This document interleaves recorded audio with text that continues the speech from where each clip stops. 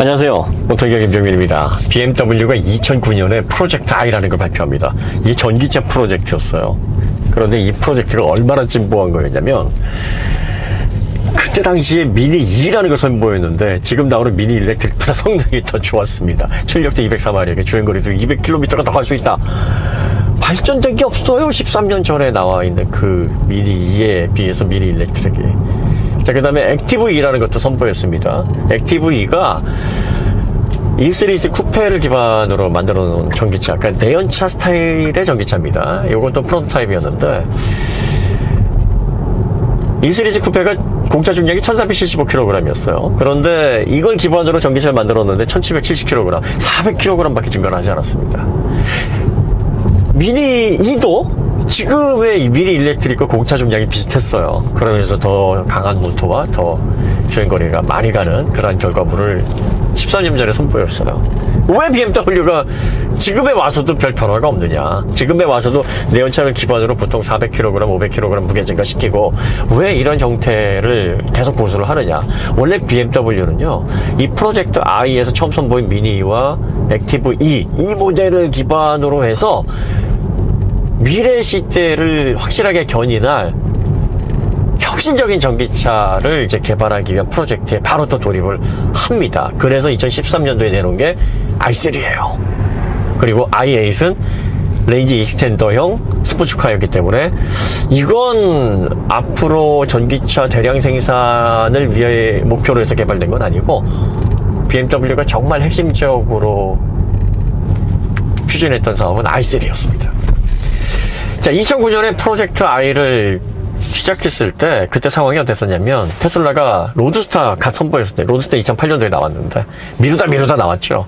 그리고 나서 프론티어들까지도 뭐라고 얘기했냐면, 야, 이 전기차 너무 성급한 거 아니야? 이 전기차가 과연 대중화가 될까? 이런 얘기들이 나왔던 시점에 BMW 아니야, 전기차 시대가 올 거야, 분명히 와, 우리는 여기에 전략적으로 투자할 거야 해서 가장 먼저 자동차 제조자 중에서 주목을 했고 혁신적으로 그 프로젝트를 시작을 했어요. 그리고 나서 2013년도에 결과물을 냈는데 i3 이게 정말 대단한 차입니다. 지금 봐도 엄청난 차입니다. 그런데 많은 분들이 주행거리가 이게 짧아요. 1세대 모델이 130에서 160km밖에 못 간다. 왜냐하면 22.4kW 배터리밖에 탑재를 못했거든요. 왜 그거밖에 탑재를 못했는지 그 이유가 그 당시에 너무나 분명했는데, 네, 그러면 이 차가 얼마나 대단했느냐. BMW는 처음에 미니 E나 액티브 E를 기획하면서 경량화가 되지 않으면 전기차 시대에서는 승부수를 띄울 수 없다는 걸 가장 먼저 알고 있었어요. 왜냐하면 배터리가 순중가를 하기 때문에 이 배터리를 덜어내려면 세 가지에서 덜어내야 된다. 첫 번째, 프레임을, 자동차의 그 플랫폼을 굉장히 가볍게 가야 된다. 첫 번째. 그 다음에 두 번째가 배터리의 밀도를 높여야 된다. 그러면 배터리를 많이 실지 않고서도 많은 주행거리를 갈 수가 있는데, 배터리의 밀도를 높여야 되는 이유, 첫 번째가 가격, 너무나 비쌌다. 두 번째가 무겁다. 경량화의 가장 큰 문제다.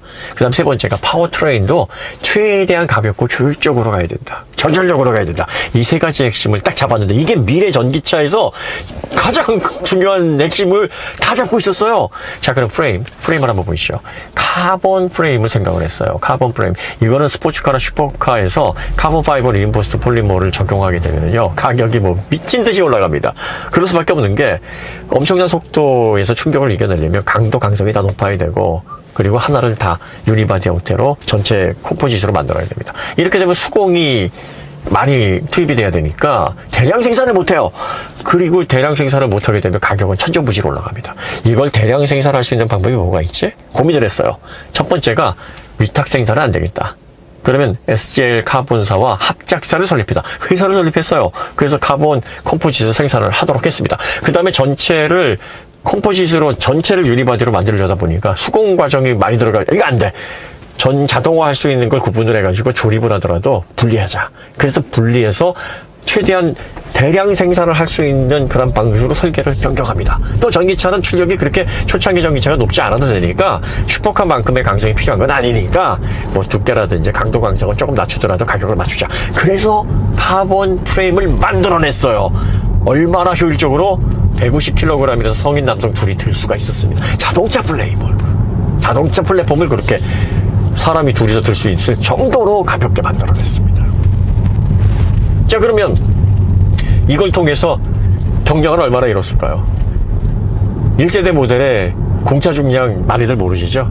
1195kg입니다. 1195, 1.2톤이 안 돼요. 상상 가십니까? 전기차 지금의 모습하고, 물론 배터리가 22.4kWh 탑재가 안 됐다고 하더라도 배터리를 탑재한 전기차가 사이즈가 그렇다고 작지도 않았어요. 4m 정도 됐습니다. 4.999, 4m라고 보죠. 그러면 르노 조에가 4090입니다. 90mm, 9cm 차이에요. 208 EV가 4055예요. 5.5cm 차이입니다. 휠베이스는 2570이라서 오히려 208 EV 더, 예. 그러니까 동급 사이즈라는 거예요. 동급 사이즈인데 조회보다는 350kg, 그 다음에 208 GT보다는 260kg 더 가볍습니다. A 세그먼트, 이 4m 정도 되는 이 차에서 이 정도의 무게 차이는요, 5m 풀사이즈에서 500kg 이상, 한 600kg 정도 난다고 보시면 됩니다. 완벽하게 넘사벽의 차이에요. 그런데 2013년에 나온 게 2020년, 2021년에 나온 차와 이런 격차를 보일 정도로 BMW의 경량화 기술이 굉장히 뛰어났다는 거예요.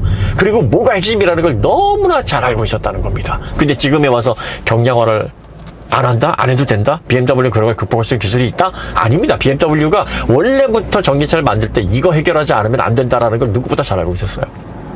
자, 그 다음에 두 번째. 그럼 왜 22.4kW밖에 배터리 안 넣느냐? 지금에 와서야 배터리가 kWh당 뭐 130불, 뭐 120불. 양극재나 리튬이 올라가서 지금 더 비쌀 테지만, 뭐 작년 기준으로 보면 그렇습니다. 그런데 이게 2010년도에는 10배나 됐었어요. 1kWh당. 그러면 2013년에 얼마였을까요? 아무리 작게 봐도 1kWh당 막 800불 왔다 갔다 했을 겁니다. 그 이상 됐을지도 모르죠. 그러니 22.4kW의 배터리를 넣다고 해도 이게 수익이 날 수 있는 구조가 아니에요.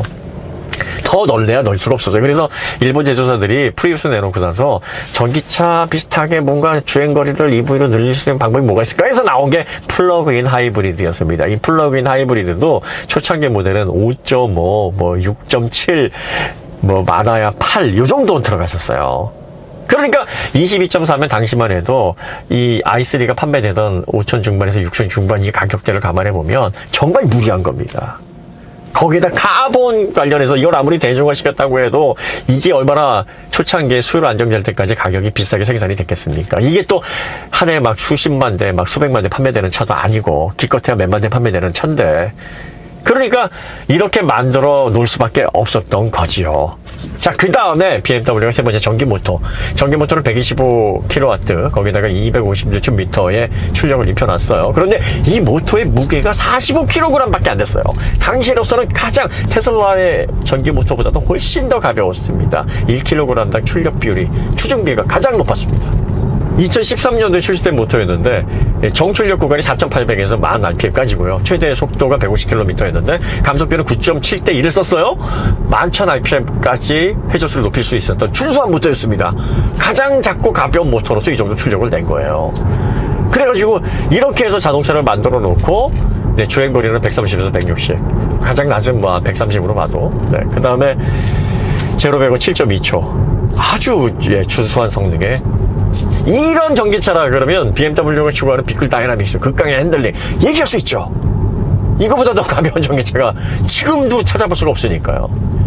자, 그리고 나서 2019년도에 사이즈가 살짝 커졌어요. 40061이가 뭐 그놈이죠. 자, 그러다가 2019년에 이제 페이스리프트, 너무 주행거리가 짧다, 야, 이거 좀 주행거리 좀 늘리자. 248km, 환경부 기준으로 이 정도 주행거리를 가도록 개선을 했어요. 그럼 이 차의 무게는 얼마였느냐? 1290kg이었습니다. 거의 이 주행거리가 208 EV가 244인가요? 이보다 조금 더 많이 갑니다. 그런데 공차 무게가 무려 160kg이 더 가벼워요. 거기에다가 르노조에보다는 250kg이 더 가볍습니다. 배터리 용량을 얼추 맞춰도 이래요. 그러니까 플랫폼을 경량화시키고 파워트레인의 효율성을 이루는 게 얼마나 중요하다라는 게 여기에서 나오는 건데, 그럼 이제 BMW가 이런 기술력을 가지고 있는데 이걸 왜 계속 유지를 하지 않고 지금은 이상한 모습을 보이느냐? 한번 생각을 해보십시오. 카본 파이버 리인포스드 폴리머 이걸로 플랫폼을 만들고, 이게 아무리 대중화로 만들었다고 해도 원가가 얼마나 들어가겠습니까? 대량 생산을 하는데 한계도 있고, 거기다가 배터리를 그런 식으로 초창기에 때려박아 놨는데, 그러니까 아마 엄청난 손해를 감수하면서도 시작을 했었을 텐데, 이게 판매량이나 또 초창기에 전기차에 대한 사람들의 인식 부족 이런 것들 때문에 좋은 평가까지도 받지 못했어요. 지금 와서 생각해보면 굉장한 결과물이었고, BMW의 혁신성이 정말 어마어마하다. 테슬라보다 이거는 더 진보적이고 주목할 만한 혁신성이었는데, 당시에는 무슨 얘기였냐면, 야, 그 정도 주행거리밖에 안 가는 전기차를 어떻게 타? 아이고, 조금 해라. 무슨 타이어가 오토바이 타이어야? 뭐 이런 식으로 비아냥을 거리는 얘기들이 많았습니다. 카본이 뭐 얼마나 대단해서 이렇게 심지어는 엉뚱한 소리를 하는 사람들까지도 있었어요. 그러니까 언론이나 아니면은 기술적으로 엄청난 찬사를 받았다고야 한다면, 경영진들도 BMW, 헤르베르트 칸트의 그 자손들이 지분 비율이 굉장히 높아서 절대적으로 이 사업에 영향력을 행사를 합니다. 뭐 실적 보고라든지 뭐 이런 것들을 할 때, 주주총회를 할 때 관련해서 프로젝트 I 관련해서 명분이라도 있죠. 근데 좋은 평가도 못 얻었어. 이게 뭐 하는 짓이야? 이게 뭐, 왜 이런 차를, 이상한 귀기한 차를 만들어 놓고, 뭐 친환경, 뭐 유칼립투스, 뭐 어쩌고저쩌고 이런 얘기들만 하고, 사람들이 당시에는 그러한 전기차에 대한 어떤 모델이 정말 시대를 앞서가는 컨셉인지에 대한 정확한 인식이 없었기 때문에, 이러한 전기차 프로젝트 i3가 그 혁신성에 비해서 올바른 평가를 받지 못했어요. 그리고 손해가 아마 막심했을 겁니다. 5천 중반에서 6천 중반에 해당하는 가격대에서 충분한 이익을 낼 수 있는 그런 구성 자체가 아니었습니다. 그러니까 손해도 엄청나고, 대외적으로 뭐 테슬라보다 훨씬 더 주목받을 만한 미래 전기차의 프론티어로서 앞으로 BMW가 전기차 시대에 선구자가 될 것이다라는 완벽한 어떤 눈도장도 받지 못한 상황이니, 양쪽 다 인정을 받지 못한 상태에서 이 프로젝트를 어떻게 끌고 나갈 수 있었겠어요. 자, 그러니까 프로젝트 I는 들인 돈이나 들인 공에 비해서 너무 성과가 없고 보람이 없다. 이거는 너무나 시기상조고 우리 BMW하고는 맞지 않은 전략이다 해서 폐기되었을 가능성이 높아요. 그리고 이미 만들어 놓은 자동차는 앞으로 계속 판매를 해야 그나마 들인 돈을 좀 환수할 수 있으니까, 생산 판매 라인은 뭐 그대로 유지가 됐을 가능성이 있겠지만, 그 개발, 상품 기획 이런 조직들은 아마 와해가 돼서 뭐 다른 데 흡수가 됐거나 아니면은 뭐 이직을 했거나 아마 그랬을 겁니다. 그럼 이제 여기에서 탁월한 전기차의 완벽한 핵심을 꿰고 있었던 이 팀들은 다 어디로 갔을까요? 어디로 갔겠냐? 뭐 다른 스타트업이나 다른 회사의 전기차 사업에서 완성도 좋은 전기차를 만드는 그런 인력으로 지금 투입이 되어 있을 겁니다. 그리고 나서 이제 BMW는 프로젝트 I를 한 당분간 잊고 전기차에 대해서 미련을 버리고서 내연차 집중을 하고, 탄소 크레딧에 맞는 하이브리드, 플러그인 하이브리드 이런 걸 통해서 흉내만 내고 있다가 2017년도에 모델 3가 나왔어요. 모델 3가 지금 BMW가 추구하는 방향의 거의 대부분을 담고 완성도를 높게 해서 나왔습니다. 그리고 나니까 BMW가 이제 우리도 해야 되는 거 아니야? 이렇게 서서히 움직이다가 지금에 와서 초창기의 프로젝트 I와 해당하는 그 시점에 프로젝트를 지금 다시 시작하고 있다라고 보시면 됩니다. 그래서 결과물이 비슷해요. 2009년도란 지금이나 뭐 내연차 기반으로 해서 얹게 되면은 뭐 대략적으로 한 400kg 정도 증가되고, 액티브 E가 보여주는 그 스타일이 지금 그대로 재현된다고 보시면 됩니다. 그럼 이제 BMW가 2013년도에 어떤 전략을 갔어야 되느냐? 2013년도에 i3부터 출발할 게 아니라 비싼 배터리, 너무나 비싸서 이익을 쉽게 보지 못하는 배터리와, 그리고 또 뭐 카본 프레임 같은 것들을 통해서 경량화하는 것도 물론 좋았겠지만, 이런 것들을 차근차근히 준비를 해놓고 기술 시장 성숙될 때까지는 내연 자동차를 기반으로 전기차를 통해서 전기전자, 그 다음에 주파수 제어, 배터리 BMS, 여기에 대한 기술력을 최대 확보할 수 있을 정도의 시간을 벌면서 손실을 최소화하는 방식으로 전략을 가져가서 어느 정도 전기차 관련된 경험을 쌓다가 2017년도에 모델 3가 나왔을 때 3 시리즈, 가장 BMW에서 뛰어난 상품성을 가지고 있는 3 시리즈를 카본 플랫폼을 기반으로 변경을 하고 최대한 1.8톤 정도 수준으로 경량화해서 고출력의 3 시리즈의 전기차를 내놨다 그러면 판도가 달라졌을 겁니다. 그러면 모델 3의 최고의 경쟁자는 전동화된 3 시리즈였을 테고, BMW가 테슬라와 함께 전기차를 양분하는 양대 산맥으로 발전했을 가능성이 높죠. 그리고 그만한 역량이 있었어요. 왜냐하면 처음에 i3 나왔을 때 많은 기업들 그리고 또 많은 그 국가들의 산업기관에서 가져다가 분석을 했거든요. 우리나라도 당연히 분석을 했죠. 분석하면서 무슨 얘기를 했냐면 전기 모터의 경량화 기술과 그 인버터의 파워 모듈 그리고 기판 PCB를 구성하는 이 기술이 LS3전에서 이런 얘기를 했어요. 아직까지 우리나라에서는 확보하지 못한 기술을 BMW가 쓰고 있다. 이렇게 얘기를 했었어요. 그리고 나서 네, LG가 VC 사업에 뛰어들고 그리고 국내 기업에서 전기차 관련된 전기전자 부분에 주력을 하면서부터 우리가 정신 차리지 않으면 진짜 전기차 시장에서는 완벽하게 뒤떨어져가지고 정말 후진국이 자동차 후진국이 되겠구나 정신 차리고 이제 개발을 시작을 했던 겁니다. BMW는 초창기에 방향도 잘 잡았고 정말 탁월한 결과물을 냈었는데 결과적으로 성과가 제대로 나지 않고 큰 손해와 그 다음에 제대로 된 평가를 받지 못하는 이중구 때문에 경영진들이 그에 대한 부담으로 인해서 프로젝트를 계속 유지를 하지 못했던 게 크게 작용을 한 거죠. 그리고 지금 다시 시작을 하려다 보니까 그 첫 번째 실패의 경우가 발목을 잡는 거예요. 당시에 플랫폼으로 그렇게 야심차게 우리가 카본 플랫폼 사용을 하고 그리고 또 전동화도 혁신 일으키려고 했었고 그리고 뭐 인버터 설계까지 자체적으로 의욕적으로 다 했고 이러다 보니까 더군다나 배터리까지도 협력을 해서 우리의 규격에 맞는 그런 배터리 제작을 해가지고 실어놓는 이런 정성까지 했는데 그거에 대한 결과가 너무나 참담했다. 조직은 와야 됐고 그때 당시의 상황에 다시 재현되지 말라는 법이 있냐. 안전하게 가자. 안전하게 어떻게? 클라 플랫폼 쓸만하잖아. 클라 플랫폼에다가 적당히 전동화하고 성과 좀 낸 다음에 그리고 나서 이제 좋은 소리 좀 듣고 나서 야 이제 좀 제대로 한번 해보지. 야 이제 좀 플랫폼 만들어가지고 뭐 할 때 되지 않았어? 라고 이사회에서 정말 힘을 가지고 있는 그런 사주들이 성장 동력으로 밀어주지 않는 한 우리가 먼저 설레발치지 말자라는 그런 분위기로 지금 BMW가 흘러가고 있는 게 아닐까. 굉장히 아쉽죠. 안타깝고. 물론 뭐 제가 개인적으로 BMW에게 안타까울 건 없는데 그동안 BMW에게 쓴 돈이 있고 그리고 또 마음 준 게 어딘데 정 주고 마음 주고 돈까지 줬는데 앞으로 잘 되면 좋잖아요. 그렇지 않나?